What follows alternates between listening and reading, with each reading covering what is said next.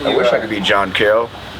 You have to be Lou and Mo at the same time, right? Yep. Like them have. I'm sure you. Imagine if Lou and Mo fucked.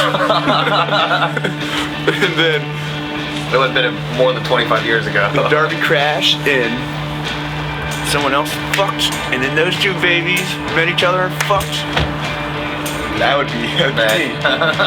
Jerry Dan Miller, the record partner, and approached me and asked if we would do it, and I was kind of taken aback, and it sounded like a really scary thing, but obviously if someone else would do something like that, we have to accept.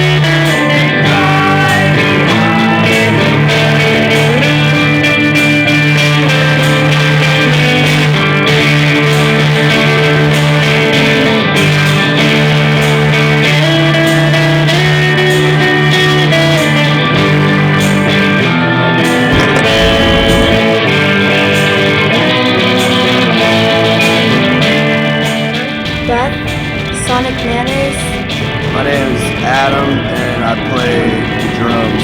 I play guitar. He's like, oh yeah, he's like, if you put a piece of foil on it, and then you put a hairdryer, point a hairdryer on it, and then you comb it. What the fuck did you do? I told you, I don't remember. Wrestle the bear or something. Well, sorta.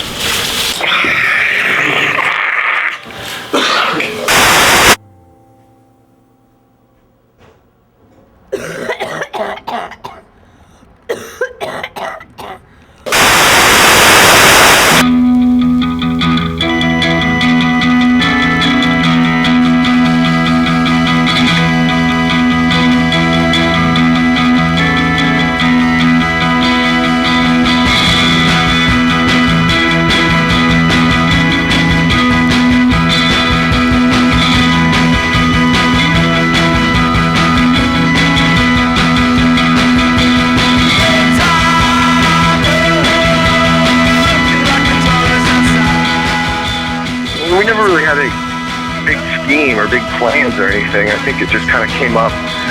I think at first we were not nervous, but kind of not sure what we're going to make of us. The recording, I mean, it's not necessarily trying to sound shitty or whatever. It's the idea that you can go to your basement and record it with your friends. You don't have to set up studio time. Oh, I know where we're going. I gotta get a tire. Here, my tire. Do you have any cent? Do you have any quarters? Do you have a quarter? Yeah, I think I do. My car has a tire that goes flat every 3 days. You ever seen Lou Reed change a tire? We'll go to Duncan first. It's where we all met. Columbus College Garden is.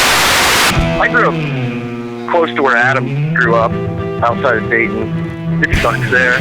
Wanted to come to another city and meet people who actually listen to music. I decided to go to art school.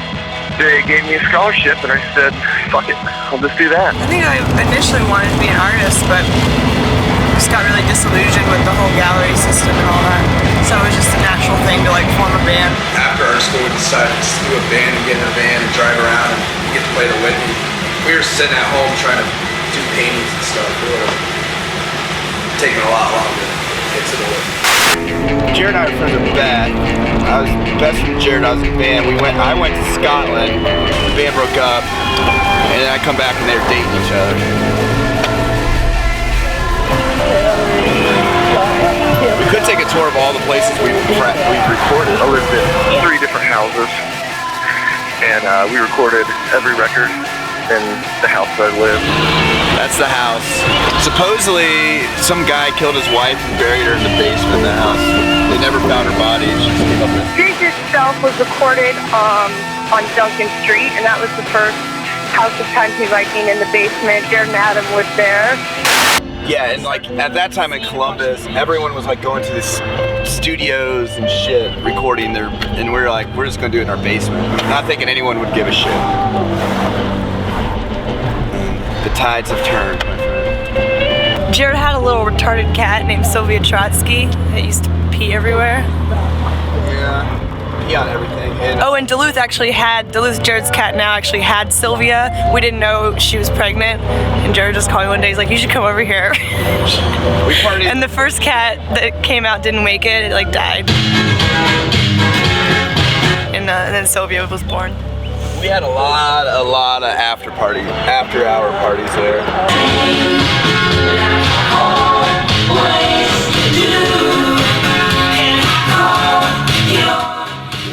Well, most like Little Amps, Sometimes You Hope, Devo and Wine, all those recorded in the basement.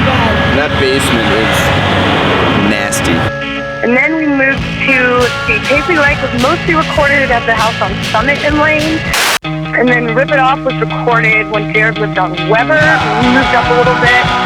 He moved a little bit north of Washington Beach, kind of like moving up in the world. So he moved up a little bit, and he had a house by the train tracks, and we recorded in his basement there.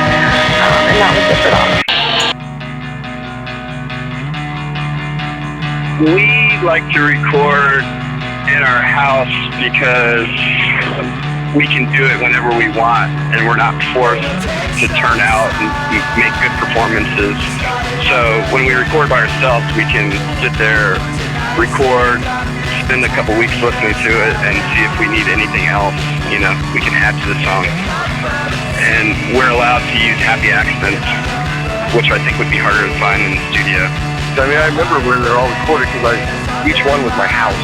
Most of the memories involved litter boxes and struggling to tape microphones to different things. Most of the memories I have. The landmark, I guess, would be Presentaion Viking would be the neighborhood of Washington Beach, which we helped create, which is North Campus. We've lived in maybe 12 different houses, all in the same neighborhood. First 3 records recorded, 3 different basements. They have 2 faces on them. And this record recorded above ground. We're moving up in the world. It's like high fidelity, literally. Hot, yep. Well, hopefully, if you can find some hot.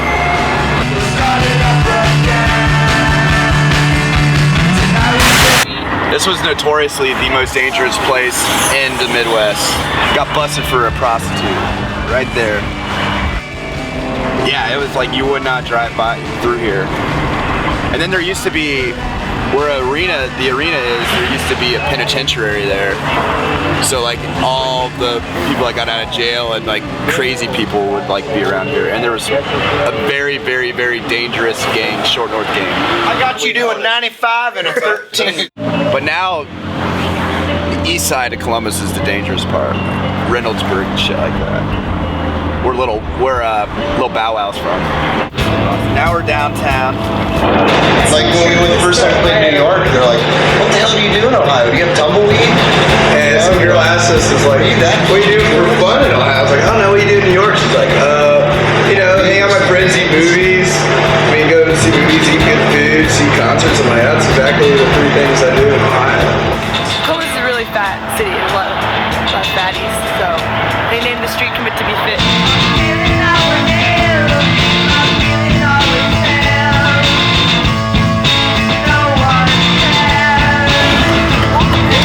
It's getting real. Dude, so I can taste urine. What the fuck? I cannot change a fucking tire. Horrible. What's urine? Smell urine?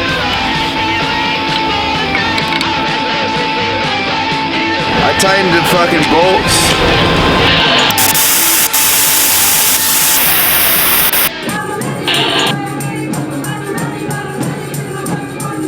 We just have them call another cab real quick, and they'll call another one.